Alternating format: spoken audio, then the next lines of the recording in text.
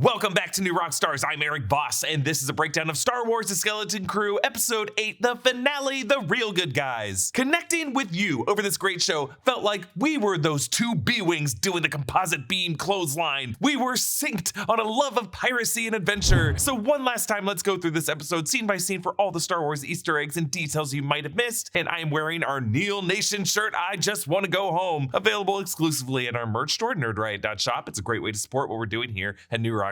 Again, we open with the droid heads and the helmets, R2-D2, then Captain Silvo, an RX-series droid, C-3PO, Darth Vader, Anakin Skywalker, the Podracer helmet, an At-Attin safety droid, a Mandalorian helmet, and one-eyed SM-33. And starting with R2-D2 does set up what ended up being the big reveal of this episode, that the Supervisor was a 360-degree spinning conical top, much like an astromech droid. We open back in the vault of the Mint of At-Attin, but over black we hear the igniting of Jod's lightsaber and its deadly hum. We cut among each of the four kids' betrayed faces, while their parents express relief to Jod since they think he is a Republic emissary safely returning their children to him. The kids know better. The blue glow of the lightsaber reflects in Neil's eyes like teardrops, and in the visor of KB's headgear, Jod flips the lightsaber hilt in his hand like a fencing foil before he retracts it, making the weapon look almost like a decorative baton or a staff. He's counting on these adults knowing hardly anything about the Jedi and how unlikely a Jedi would be as a funds transferring emissary of the Republic in the past 30 years. Jod says, At-Attin and its safety should be your top priority. The repetition here cracks me up. At-Attin, top, Jod, nah would. Like everyone is stuttering like SM-33. And a reminder that this vault is one of 1,139, meaning there are 1138 other ones, which they put in there as a nod to George Lucas's THX-1138. Jod puts the kids under house arrest with safety droids, but Jod brings Fern and Farah with him to see the Supervisor. Wendell heats a frozen dinner using a warming tray, which reminds me of the Back to the Future 2 future home technology, the Black & Decker hydrator. Oh boy, Mom, you sure can hydrate a pizza. Which is also referenced in Ant-Man the Wasp: Quantumania. I just saved $8. Wendell does the classic single dad joke of saying this was home cooked. During their conversation, the safety droid swivels his head back and forth between father and son, like Zendaya and Challengers. Kh'ymm struggles to get Wendell to understand that there are things beyond the great work out in the galaxy, and in retrospect, that was the point of these past adventures. We saw Port Borgo, Kh'ymm's moon, At-Attin, Lanupa. All of these places basically amounted to a variety of Star Wars experiences with a mix of moral alignments of people living there to help these sheltered suburb kids learn that there is a richer life out there beyond the cul-de-sac. That safety droid overheard Kh'ymm radioing to Neil, and Kh'ymm pretends it was just him doing voices for his action figures. That safety droid focuses his iris a little bit, almost as if to say, wait, Fern was the name of that other girl you were with. Are you saying that one of your action figures that you smush against the other ones is named after that girl? Should I be reporting this? Jod, Fern, and Farah ascend the Supervisor's tower, which points aggressively into the green gaseous barrier sky. Ultimately, I think that barrier was the big bad of this show. Inside, the Supervisor's level was meant to evoke the Wizard of Oz feeling, with the voice of a reclusive old man coming from a giant mechanism. But also, according to the Star Wars website, that revolving conical shape was designed as an homage to the spinning dome top of R2-D2. And of course, the sinister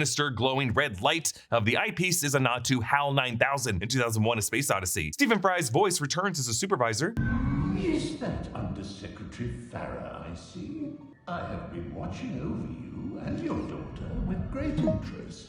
With great interest. A callback to the phrasing Chancellor Palpatine used when he spoke to Anakin Skywalker at the end of The Phantom Menace. We will watch your career with great interest. Jod asks, You're ruled by a droid? we never learn in the series who originally devised this creed for At-Attin and the great work, but even though At-Attin likely goes back to the days of the High Republic, maybe even older to the Old Republic, I think in more recent times, sometime around the Clone Wars, it was set up as a side slush fund pipeline for Palpatine, using droid resources from his separatist contacts as Darth Sidious to keep this old mint from the Old Republic era printing gold to fund his projects during the Galactic Civil War. And that's why the Supervisor is programmed to see all Jedi as enemies. See, the last message from the Republic stated that all Jedi were traitors. If that was the last message that the Supervisor received from the Republic, it would suggest that the message arrived sometime around 19 BBY, at the time of Order 66. Of course, Palpatine would continue preaching that the Jedi were traitors for years after that, but 19 BBY would also be the last time it would be called the Republic, because shortly after that, Palpatine rebranded it as the Empire. So really, that tells us that At-Attin has been operating siloed like this for hundreds of years, and then has had complete radio silence for about 30 years, or roughly the length of a single generation, generation, and since Wendell and Farah's generation didn't learn the truth about At-Attin until they were 18, they would have spent their whole lives not only within this gaseous bubble, but also hearing no further instructions from any outside contact. By the end of the show, of course, the barrier is dropped and they have a view of the outside world, but that also makes them more vulnerable to other evil things in the galaxy, like the Shadow Council or the First Order, using the riches there to fund whatever evil things they're going to be doing. A subject that could get explored in the Mandalorian and Grogu movie, or in the Thrawn Heir to the Empire movie, or in any other future Star Wars title. The supervisor catches Jod in his lie. Seize the imposter. I love how Stephen Fry's voice drops from a cheery timbre to a deep intimidation mode. The safety droids fire stuns at Jod, and I love how they move in the same low frame rate widening ring that they had in the 1977 film. And Jod shows that you can just use a lightsaber to parry stun blasts. They disintegrate like water balloons. Jod uses the saber to stab the supervisor droid in its red eye, and it wrenches out droid arms and appendages that we did not see before. And while it's hard to hear, it croaks this as its final words.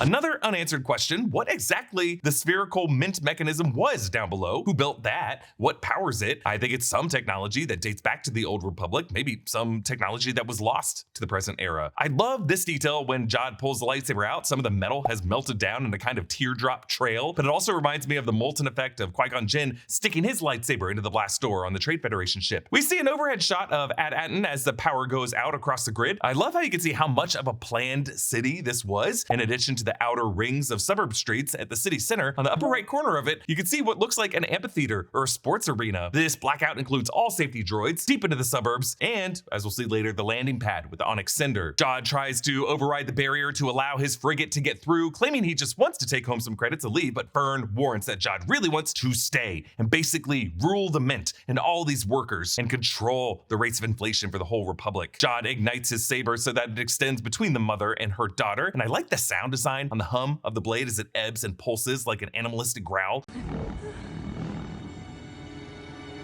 Like, I'm not sure we've ever heard a lightsaber sound so threatening, and maybe it's just because it's the one lightsaber in this title, and it's used in the presence of children and civilians. To stop him from bringing down the whole barrier, Farah shows Jod how to hack the satellites to contact the frigate to only let the frigate through. Gunter, we should note, looks like he was getting pretty cozy on that captain's chair when Jod calls in. These pirates, always eager to mutiny and stab each other in the back. Kh'ymm realizes the safety droids have lost power and shoves over the one in the living room, like Jar Jar and the other Gungans, tipping the battle droids and the Phantom Menace. The giant frigate looms out of the clouds over the neighborhood, looking like the alien battleships in Independence Day, but then with the immense pillar and the lights over the town, kind of a mix of the ship from Close Encounters of the Third Kind and the Martian tripods in Spielberg's War of the Worlds. The Ithorian neighbor, Mrs. Ick, and her frog dog return from the very first episode. We saw frog dogs originally in Jabba's palace in Return of the Jedi, and I love how one of Neil's first things to do since he got home was to take another bubble bath. But when that frigate searchlight comes directly through the skylight, it's gotta be pretty unsettling for a kid to have that light on him when he's in a tub. Like the tripods in War of the Worlds, there's a silence, followed by the invaders opening fire on the civilians. The first thing we see is this depowered car. Behind it in the background on the left is that Mel's drive-in structure that we saw in episode 1 as a reference to George Lucas's American Graffiti. Neil's family reacts, but the twins in the grass shout, "Pow, pow," excitedly, while Wendell and Kh'ymm try to start their car. KB and Neil ride up.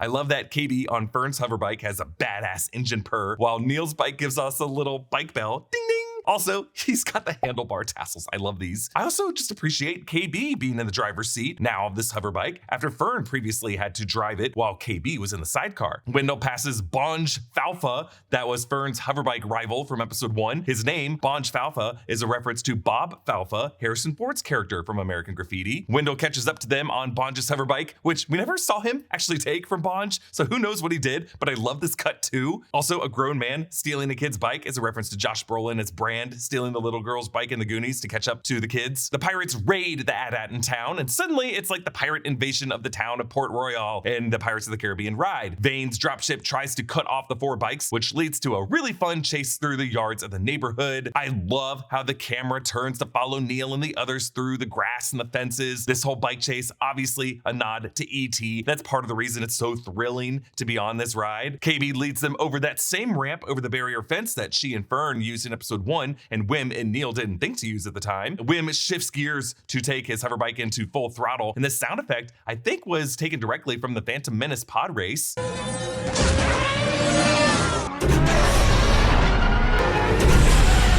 They all jump the ravine full throttle, which the Star Wars site confirmed is a nod to the bike flight in E.T., though I guess a recreation of the iconic shot of passing the moon or even passing the sun might have been too on the nose. But hey, this guy is also completely covered in green gas clouds, so there's really no celestial orb to use to recreate it anyway. But that's why I appreciate the final shot of this is an illuminated full moon that they might not have even known was there. So now they can recreate their E.T. flight whenever they want. I don't think I'm going out on a limb saying that we all like to be comfortable when we sleep. Nobody wants to wake up sweating bullets or with their teeth chattering. There is a Goldilocks zone for temperature that's just right. And if you want your temperature to be just right all night, try Miracle Made sheets. Miracle Made's fabric was inspired by NASA, so it's also thermoregulating. That means you'll sleep at the perfect temperature all night long. Plus, these sheets are crazy comfortable without the high price tag of other luxury brands. Plus, Miracle Made's sheets are infused with silver that prevents bacterial growth. Bacteria can clog your pores, causing breakouts and acne, so sleeping on Miracle Made sheets is good for your skin too. Upgrade your sleep this year. Go to trymiracle.com/newrockstars to try Miracle Made sheets today. And whether you're buying them for yourself or as a gift for a loved one, if you order today, you can save over 40%. And if you use our promo, New Rockstars, at checkout, you'll get a free 3-piece towel set and save an extra 20%. Miracle is so confident in their product, it's backed with a 30-day money-back guarantee. So if you aren't 100% satisfied, you'll get a full refund. Upgrade your sleep with Miracle Made. Go to trymiracle.com/newrockstars and use the code NEWROCKSTARS to claim your free 3-piece towel set and save over 40% off. Again, that's trymiracle.com/newrockstars to treat yourself. Thank you to Miracle Made for sponsoring today's video. KB leads them into their school. Poor Neil gets blown off the bike. The others get back to the Onyx Cinder and they buzz past stacks of gold credits, and these things are always just loosely stacked like Jenga bricks because I feel like just slightly brushing them always causes them to tumble like a house of cards. They're unable to launch the Onyx Cinder because its docking struts were shown clamping onto the legs last episode, but Neil finds a Turbolaser on the roof, just like on Haina's planet, remembering At-Attin as the planet of his new love, Haina. Fern tells Farah,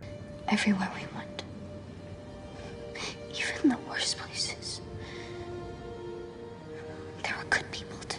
I think this is another theme of the series. As a coming-of-age story, as scary and dangerous as the outside world can be, it's also full of good people and helpers, like Catholips, the big boy in the Lanupa spa. It's just a guy who just wanted to hear a good story. Wendell and Wim skid down the river, evading Vane's fire and getting back to the supervisor's tower, where Wim tries to fake it, having a crystal of the founders to attempt to fool Jod into thinking he's already called the X-Wings. I'm just giving you a chance to surrender now, because the whole entire Jedi army is on their way. And that's where Wim oversteps, because Jod would know that the Jedi have never had an army. I mean, they fought as part of an army during the Clone Wars as commanders and generals for the clone trooper soldiers. I guess back in the old days, the Jedi did kind of have an army when they were fighting wars with the Sith and with the Mandalorians, but that would not be anywhere around the time now. They don't realize that Jod personally saw part of the Jedi purge in the years after Order 66. Wim slips away and they manage to restore the power to the landing pad, allowing the Onyx Cinder to break free. Neil covers her by using the Turbolaser to take out the frigate's cannons. KB manages to pilot the Onyx Cinder using SM-33's disembodied head. That bilge rat crawls out of SM-33's eye hole onto KB's head, like Remy and Ratatouille. KB calls Kh'ymm, Aaliyah Shawkat's character from episode 3. It is so funny to watch the bilge rat on the dashboard there not understand that Kh'ymm is a hologram because he tries to like paw at her. Kh'ymm calls the New Republic fleet, saying they're real pirate busters. Now at this point in Star Wars history, the New Republic fleet would be under the command of General Leia Organa, with commanders like Hera Syndulla also in key leadership positions. We saw Hera and Ahsoka, and actually General Leia was mentioned, and it might actually be Leia or Hera on that CR-90 Corvette that shows up. The Onyx Cinder gets hit by the pirates, and it crashes back to the At-Attin surface. The kids watch in terror as they think KB is dead, but if you'll notice, at the last second, it steers into a more controlled swoop, and we don't see any fireball from behind the building, so it wasn't a full crash, just falling with style. Knowing the X-Wings will need the barrier down to engage the frigate, they go for the barrier override lever. Each time, it seems like Jod is actually aiming for the lever itself and not for the kids, because at the end of the day, he doesn't want to kill these kids. Instead, he just threatens Wendell. Jod finally reveals his backstory. I was living in a hole in the ground, and a Jedi found me. She may have been desperate and ragged like me, but she told me I had potential. She only taught me a little before they hunted her down, and they made me watch whilst they killed her.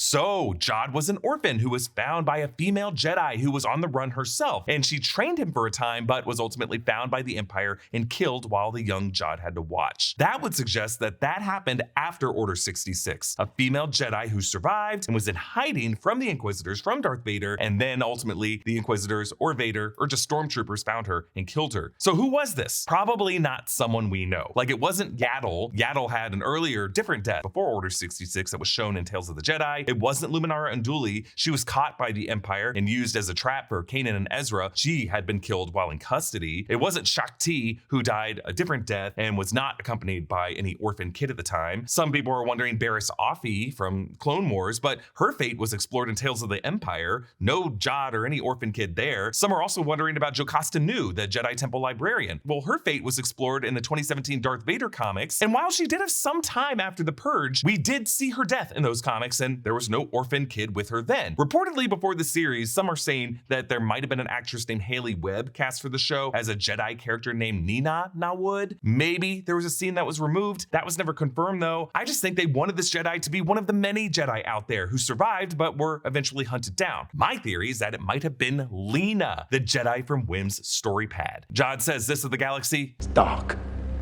with a few pinpricks of light. He's not wrong. Most of the galaxy out there is empty space. It's the darkness he focuses on, but for the people of At-Attin, they've never even got to see those pinpricks of light. So to them, every bit of that light means hope for them. Wendell punches Jod and Kh'ymm grabs the lightsaber. Notice he turns it over in his hands this time. He has learned from his mistakes. As Jod uses the Force to pull Wendell's hand back from the handle, you can actually see his bones start to crack. Ugh.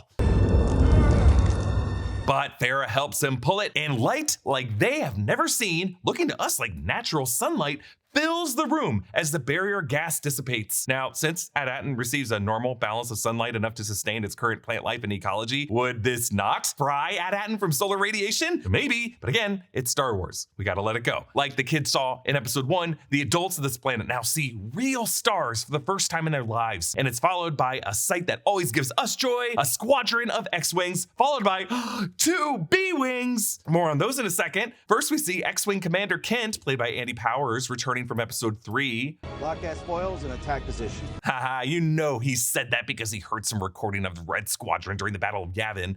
Lock ass foils in attack position. The pilot who responds is named Captain Kale Tan, which I think they got her name from Caitlin Shara Moore, who the actress who plays her. The third pilot we see is an Abednedo race, a species created for The Force Awakens, and might actually be Elo Asti from Poe Dameron's Black Squadron. All the Abednedos in Star Wars ever since have been named after Beastie Boys songs because J.J. Abrams is a fan of the band. So Elo Asti was named after Hello Nasty. The other Abednedos in The Force Awakens include Crusher Rudown, which I think is based off of Root Down. There's Ilko Munica, which I think is a reference to ill communication. Bresmon Key, reference to Brass Monkey. There's Soa Chuan from So What You Want. There's Adi Muva from Body Movin'. There's All's Utique, based on Paul's Boutique. There's Slow and Low from The Last Jedi, based on Slow and Low. And then in The Acolyte, we met Senator Izdua Chuant, based on So What You Want. So these New Republic X-Wings light up the pirates, and then the B-Wings. Oh my God, they do the composite beam attack. Yeah,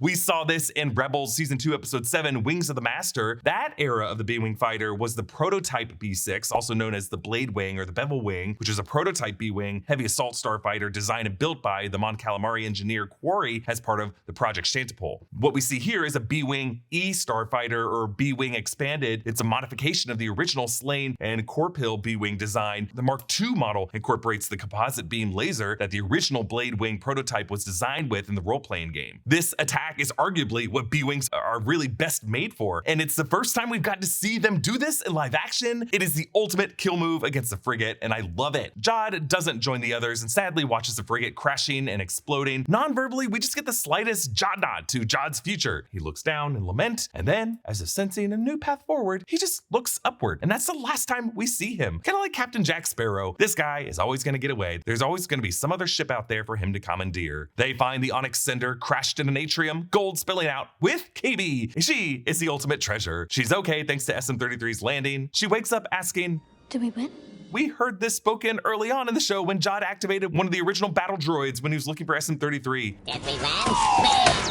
But this time, they finally get to answer, yes, you did win. Neil takes the bilge rat as his new pet, and our final image shows Kh'ymm seeing a few X-Wings flying past, followed by a CR-90 Corvette blockade runner. Yes, the same type of ship as the Tantive 4 from the New Republic. And this kid is clearly excited to join the Resistance someday. I'm going to assume that on this ship is General Leia Organa. And the only reason we don't see who's inside is that, well, we don't need to see another CGI Leia, do we? We can just imagine that she's inside saying, hope. And I love that we end with a shot of the moon. While we don't get the classic Amblin image that formed the Amblin logo of a kid on a bike steering across the moon, just the fact that we have a moon in the sky now tells us that it's possible. I love the credits of the show. It show various tableaus from Kh'ymm's storypad, starting with that female Jedi Lena. I think that might be the female Jedi who was the one who saved Jod. We see the shot of the Jedi Temple and the Jedi facing that large monster that we saw in the first episode. Then that looks like the Onyx Cinder flying over a valley. Next, we see a Jedi riding what looks like a Kadu, and that Jedi is about to be ambushed by Trandoshans. Then a Jedi meditating by floating rocks. Then I think that same Jedi Lena fighting a Sith. Then another master healing a Padawan, maybe on Dagobah, that looks like a swamp planet. And then the last tableau is the skeleton crew as the Onyx Cinder takes off from At-Attin in episode 1. And then we realize this story pad is switching off when we're on Kh'ymm's bed with his two action figures beside it, the very first shot that we got on the At-Attin planet, making this all a meta statement that this entire series, the story of this skeleton crew of Kh'ymm and Fern and Neil and KB and SM33 on the Onyx Cinder is just another legend meant to inspire some other kids looking in at this from another screen. And those kids are us and our kids. And what a great series this was to watch with our kids or with your parents. It was just such an amazing thrill ride. And I think it captured the joy that Star Wars should make us feel. Comment down below with your thoughts in this series and your favorite episode. Follow me at EA Voss, subscribe to all 3 channels in the New Rockstars network for breakdowns and news coverage of everything you love. Thanks for watching, and I'll see you next time. Bye.